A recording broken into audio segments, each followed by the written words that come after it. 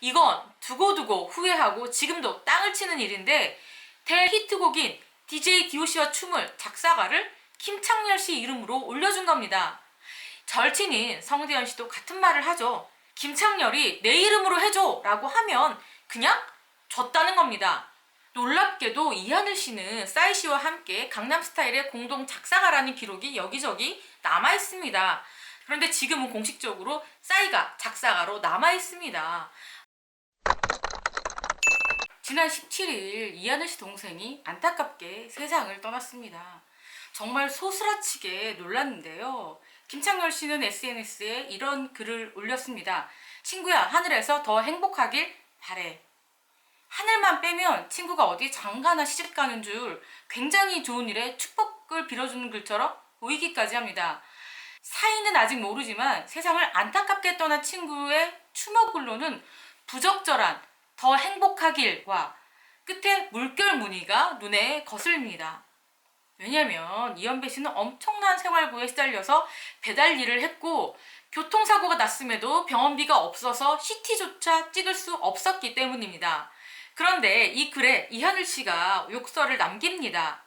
이 사진에서도 지가 중심이네, 네가 죽인 거야 라는 충격적인 댓글입니다. 그런데 이 글에 대해서 DJ DOC 소속사 측은 이하늘이 김창렬 SNS에 욕설을 게재한 것은 김창렬과 워낙 절친한 사이라서 그냥 속상함을 표현한 것뿐이다 라고 오해가 없길 바란다고 전했습니다. 하지만 이 글을 쓴 당사자인 이하늘 씨는 분노했습니다.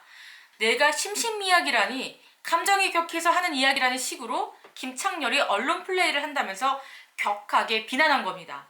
그리고 이하늘 씨는 라이브 방송에서 자신이 김창렬에게 분노할 수밖에 없었던 이유에 대해서 상황들을 밝힙니다.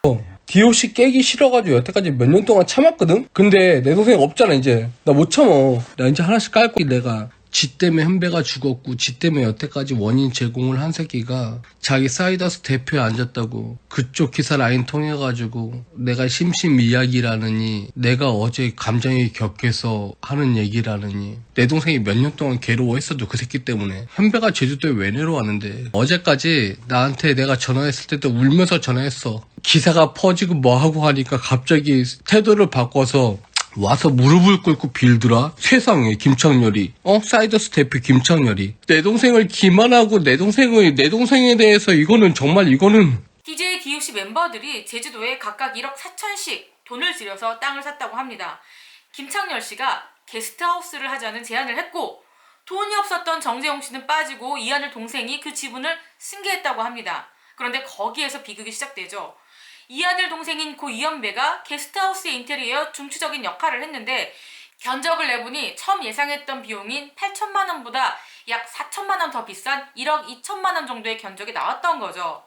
여기에 김창렬이 예상보다 돈이 더 든다며 사업에 손을 떼면서 모든 계획은 수포로 돌아가게 된 겁니다. 2억가량의 인천집을 팔아서 직접 공사를 하면서 이 사업에 올인했던 이현배 씨는 당장 생활고에 시달릴 수밖에 없었습니다.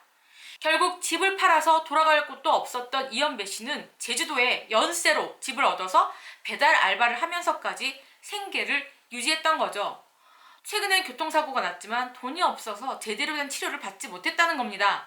이하늘 씨는 제주도 땅에 돈이 묶여서 월 400만 원 정도의 대출금을 갚고 있어서 동생을 돕지 못했다라고 했는데요. 결국엔 김창렬 씨의 손절로 동생이 경제적 어려움을 겪게 됐고 제주도라는 낯선 땅에서 목숨을 잃게 됐으니 이하늘 씨의 분노는 하늘을 찔렀습니다. 이하늘 씨는 안타깝게도 10년 넘게 신용 불량자였습니다. 이하늘 씨는 머피의 법칙, 런투유, 나 이런 사람이야, 슈퍼맨 등을 작곡했습니다. 하지만 이하늘 씨가 신용 불량자가 됐던 이유는 한 2가지 정도 있는데요. 이건 이하늘 씨가 직접 밝힌 이야기입니다.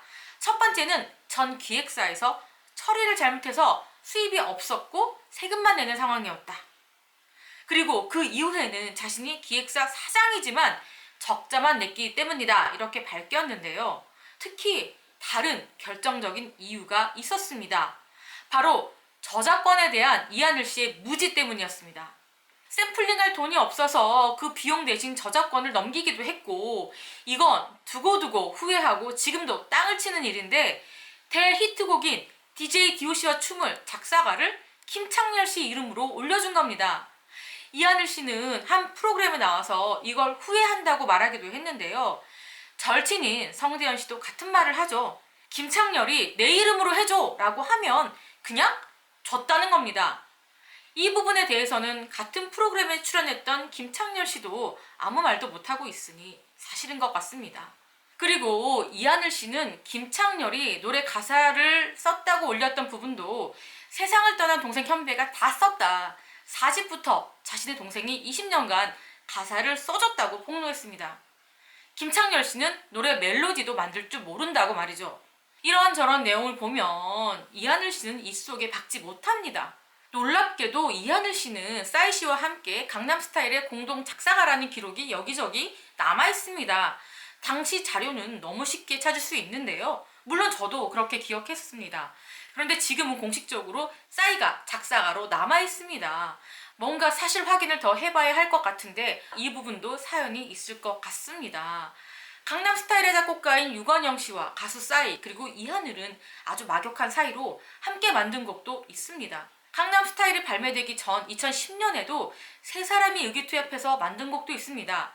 DJ DOC의 풍류라는 곡인데요. 여기서 공동 작사가의 싸이와 이하늘, 작곡가에는 유건영이 맡았습니다.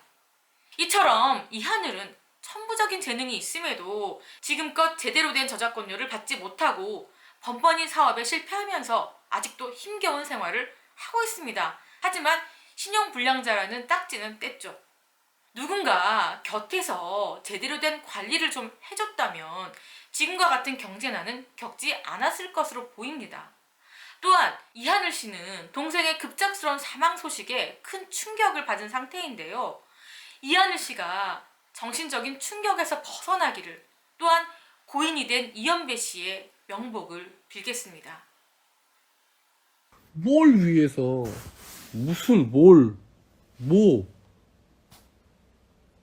무슨 부귀영화를 누리겠다고. 근데 이제 와서 나는 이제 갖고 싶은 것도 없고 하고 싶은 것도 없어 솔직히.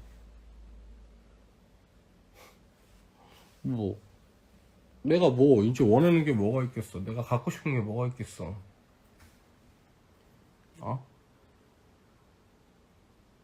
내가 뭘 해서 뭘 행복하겠어. 세상에서 제일 친한 친구를 잃었는데.